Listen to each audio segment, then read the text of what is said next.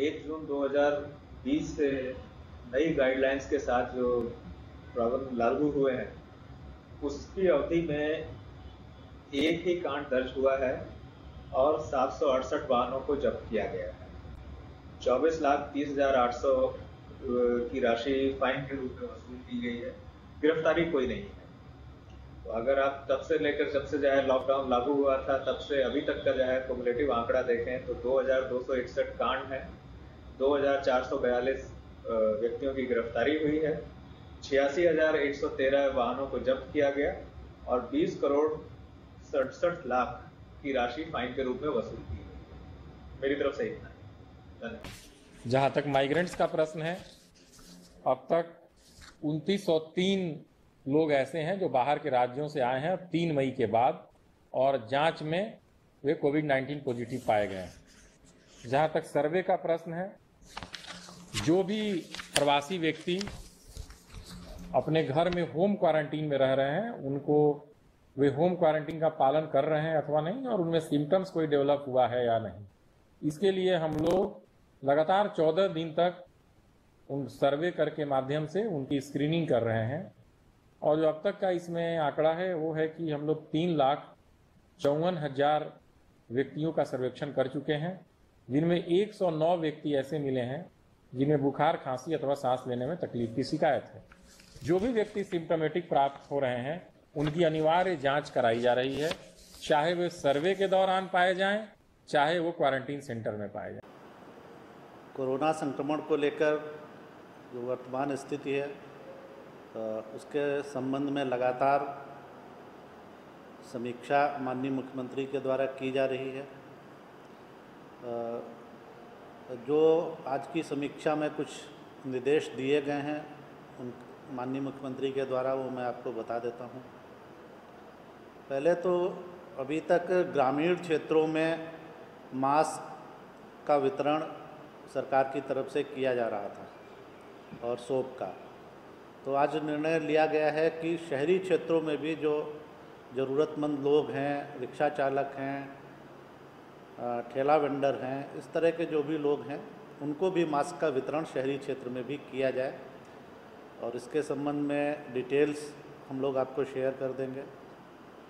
दूसरा कि जो राशन कार्ड विहीन परिवार हैं उनके लिए लगातार ये कहा जा रहा है और विभाग को भी निर्देश दिया जा रहा है कि उन्हें शीघ्र से शीघ्र राशन कार्ड दिया जाए और 1,000 रुपये की सहायता भी उनको दी जाए, जो भी सुयोग्य परिवार चिन्हित किए गए हैं ग्रामीण क्षेत्रों में जीविका के द्वारा और शहरी क्षेत्रों में NULM या नेशनल अर्बन लिवलीहुड मिशन के द्वारा।